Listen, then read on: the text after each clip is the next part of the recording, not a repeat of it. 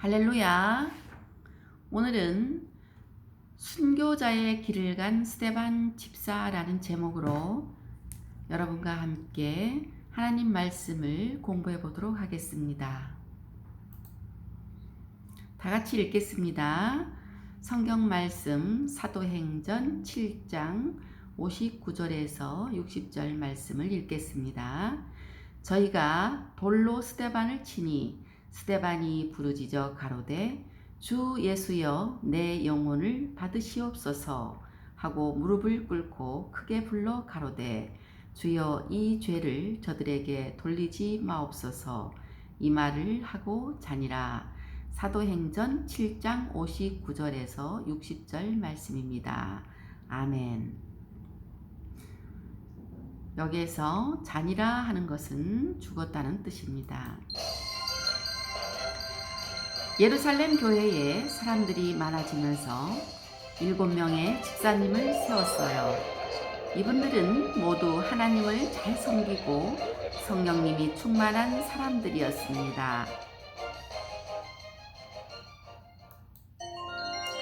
이들 가운데 스데반 집사님은 예수님을 증거하는데 아주 탁월하셨어요.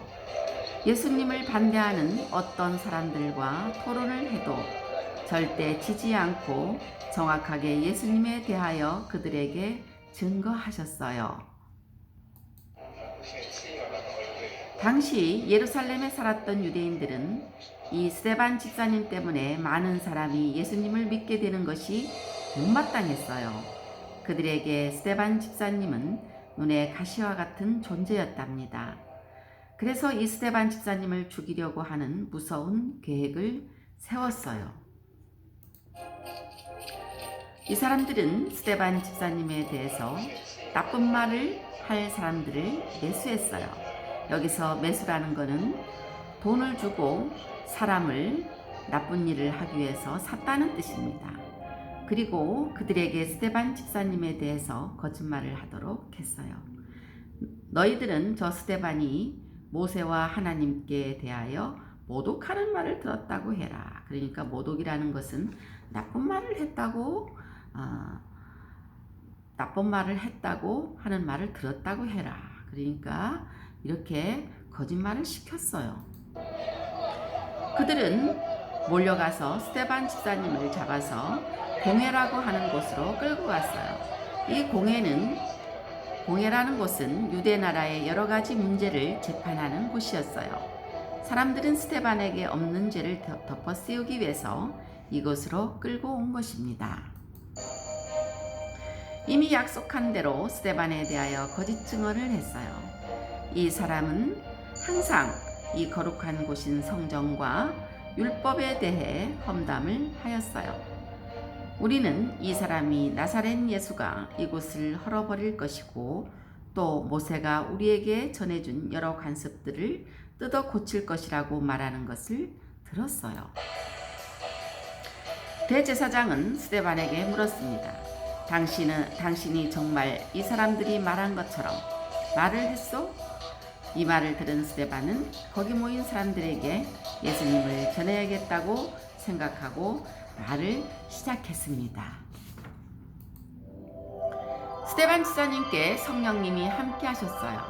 스데반 집사님은 자신이 알고 있는 성경의 내용들을 아주 차분하게 잘 설명하셨어요.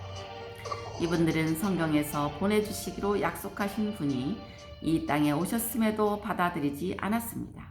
그리고 예수님을 알아보지 못하고 그를 죽였습니다. 이 말을 들은 그곳에 모인 사람들은 화를 내면서 이를 갈았어요. 그때 스데반 집사님은 하늘을 쳐다보았습니다. 그곳에는 놀랍게도 예수님께서 하나님의 우편에 앉아있는 모습이 보였어요.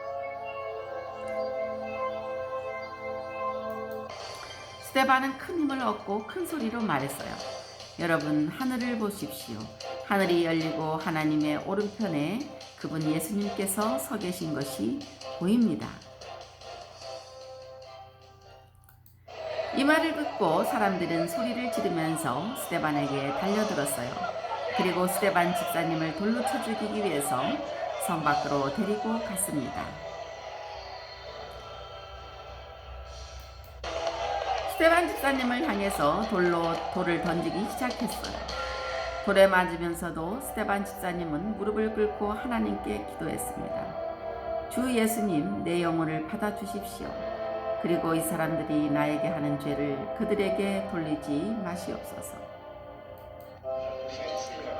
스테반 집사님은 그렇게 예수님을 전하다가 순교하셨어요. 그리고 천국에서 예수님의 품에 들어가셨어요. 여기서 순교라는 것은 복음을 전하다가 죽었다는 뜻입니다. 스테반 집사님은 자신의 목숨보다 예수님을 바르게 전하는 것을 더 중요하게 생각했어요. 예수님을 믿는 것보다 소중한 것은 없었던 것이기 때문입니다. 자신의 목숨보다 더 예수님을 사랑했던 집사님이셨어요. 우리는 이런 스테반 집사님의 믿음을 보고 배워야 합니다. 우리도 예수님을 가장 소중한 분으로 고백할 수 있는 믿음을 가져야 되는 것입니다. 이런 믿음을 가져서 하나님께서 기뻐하시는 멋진 친구들이 다 되기를 바랍니다. 성경 말씀 마태복음 5장 10절을 보면 의로 인하여 핍박받는 자들은 복이 있나니 하늘의 왕국이 그들의 것이기 때문이라, 이런 말씀이 있습니다. 그러니까 의를 위하여, 옳은 것을 위하여 핍박받는 사람은 천국에 간다는 뜻입니다. 기도하겠습니다.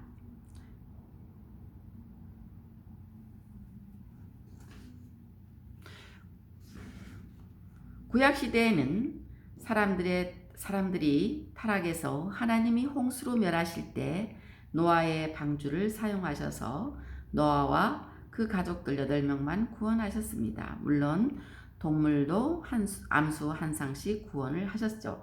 신약시대의 사람들이 타락해서 극도로 심할 때 하나님께서는 불로 심판할 것입니다.